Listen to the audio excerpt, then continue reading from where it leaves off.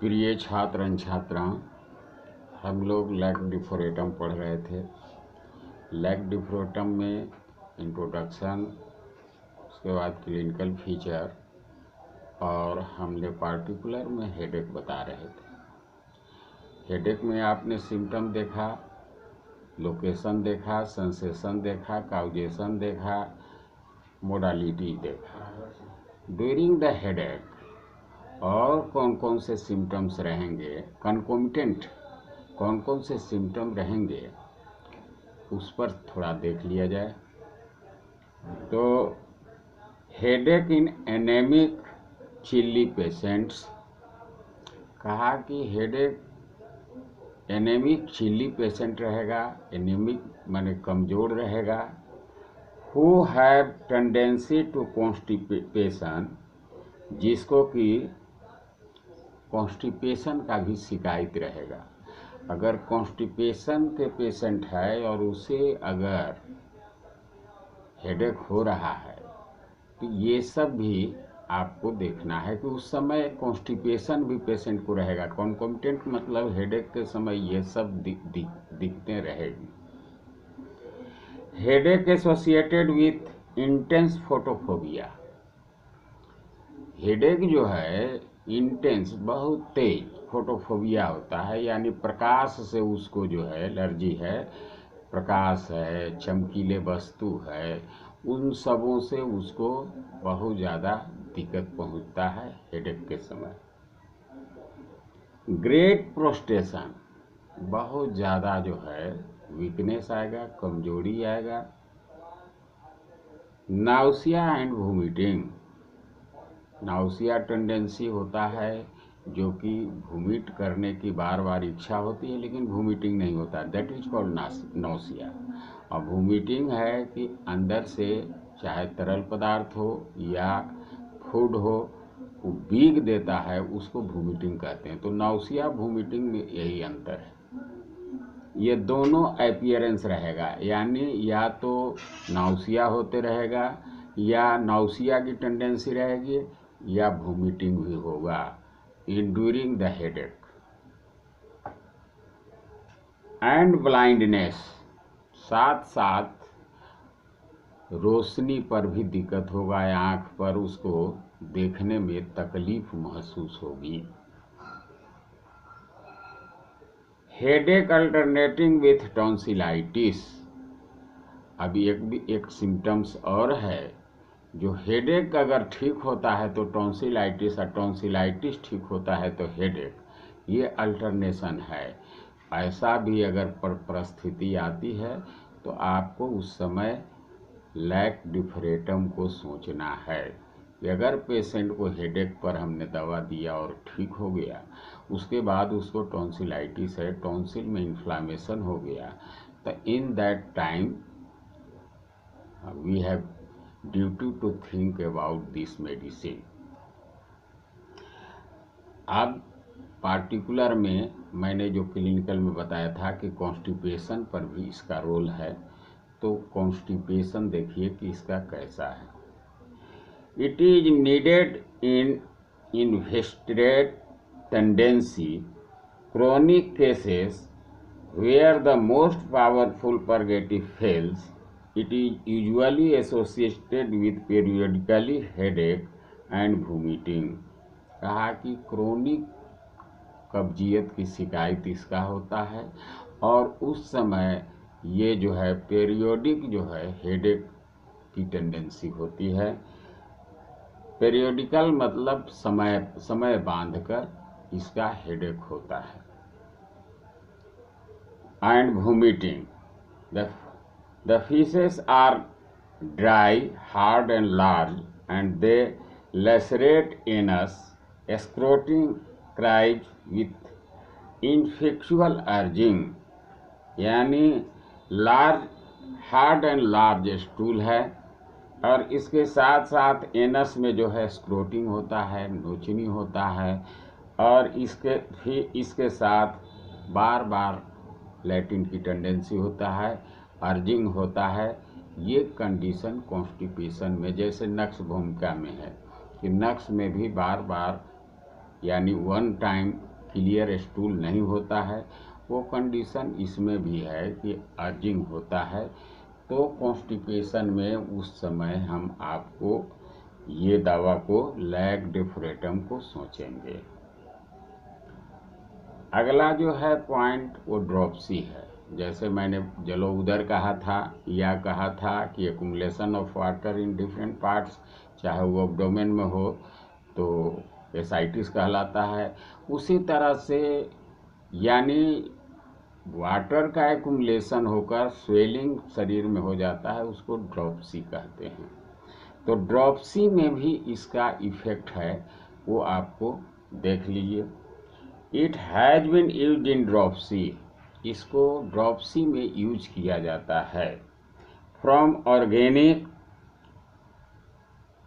Organic heart disease, यानी जो heart disease से सफ़र कर रहा है पेशेंट, उससे जो उत्पत्ति हुई है ड्रॉपसी, उसके कारण यदि हुई है तो आपको यहाँ पर सोचना है। और वीक हार्ट या हार्ट कमज़ोर हो, हार्ट डिजीज से इफेक्टेड हो या हार्ट कमज़ोर हो।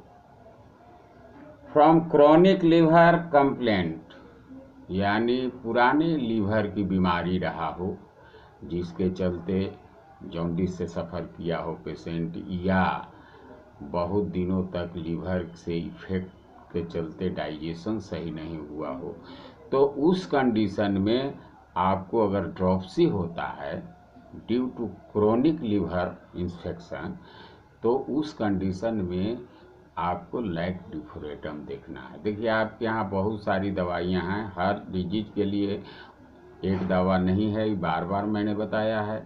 आपको ड्यूटी बनता है कि सभी दवाओं में, इसीलिए फाइनल ईयर में आप लोग हैं, मैंने कहा है कि अभी पढ़ा लेने के बाद हर डिजीज पर 10 दवा, 8 दवा, 10 दवा को कंपैरिजन करेंगे। अब ड्रॉपसी पर कौन कौन से, जैसे एपोसाइनम है या ये हो गया, तो कौन मेडिसिन किस परिस्थिति में हम ड्रॉपसी पर देंगे, इसको आपको देखना होगा। ड्रॉपसी के लिए मैंने कहा कि एपोसाइनम भी बहुत अच्छी मेडिसिन है, एपीस भी है। तो वैसे हम लोग कंपैरिजन करेंगे कि कौन सा मेडिसिन में क्या सिम्टम है कि ड्रॉपसी के पेशेंट को हम देंगे। ऐसा नहीं है कि ड्रॉपसी का आपके यहाँ एक दवा है जो लैग्डेफोरेटम ही दे दें तो हम ठीक हो जाएंगे। तो इसलिए आप लोगों को हर पर सिम्टम को समझना है और डिफ्रेंशिएट करने की क्षमता बनाना है। अब डिफ्रेंशिएट में मेजर जो हैं आपको देखना है कि मेजर जो किसी भी ड्रग का जो सिम्टम्स हैं पार्टिकुलर में, जैसे माइंड सिम्टम है या मोडालिटी है, टोटालिटी है या पिकुलरिटी है, तो किसी स्तर पर जाकर आपको डिफ्रेंशिएट कर लेना है और तब आपको दवा को सिलेक्शन करना है।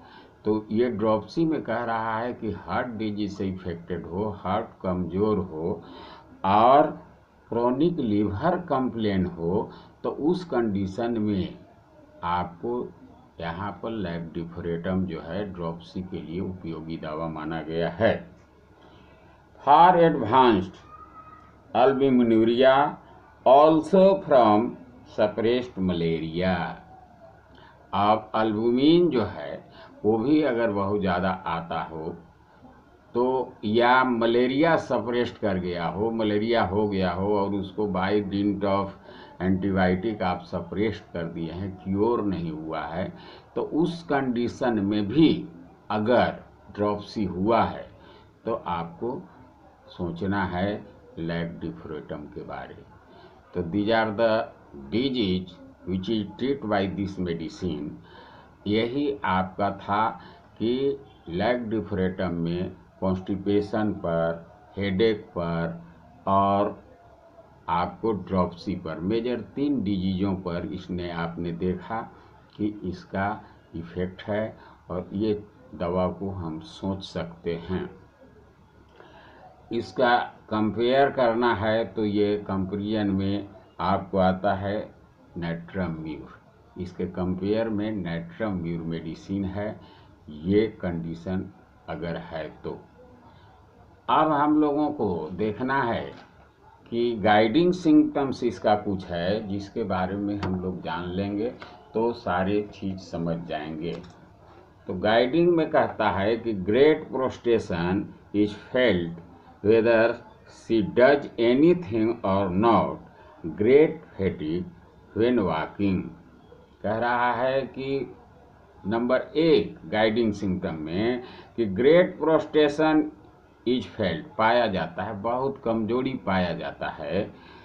वेदर शी डज एनीथिंग और not, great fatigue when walking, बहुत थकान महसूस करता है जब टहलता है तो। और इसका कोई भी चीज़ शी डज एनीथिंग और नॉट, यानी किसी भी चीज़ से इसको दिक्कत होती है। और कह रहा है कि जब टहलता है तो थकान महसूस करता है, उस कंडीशन में भी लैग डिफ्रेटम का है। दूसरा पॉइंट कहता है कि it is one of the top most medicine. कहाँ पर टॉप मोस्ट मेडिसिन है? Top most medicine for sick headache. Sick headache जो हमेशा जो है बीमार होने के चलते यानी हेडेक हुआ करता है, तो उस कंडीशन में इस दवा को बहुत ज़्यादा मोस्ट इम्पॉर्टेंट है। Remedy for those whose can not take milk, जो दूध नहीं ले सकते हैं। Who suffer from various complaints like disordered stomach, headache, etc. Who suffer from various complaints, जो पेशेंट बहुत से कंप्लेंट से सफ़र करते हैं, सफ़र फ्रॉम जो कह रहा है कि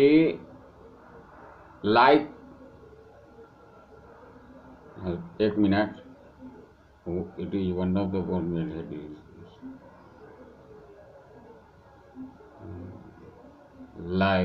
हाँ, कॉन्स्टिपेशन।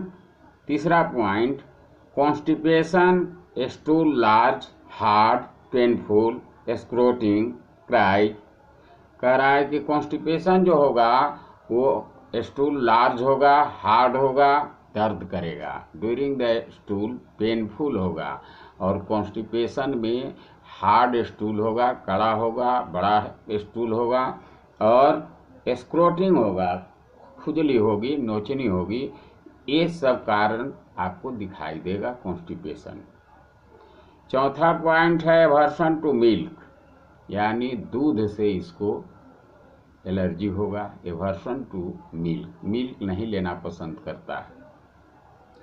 5 में है कि मिल्क सिकनेस, मिल्क के चलते मिल्क जो है इसके लिए अपसंद है, पसंद नहीं है, मिल्क सिकनेस है।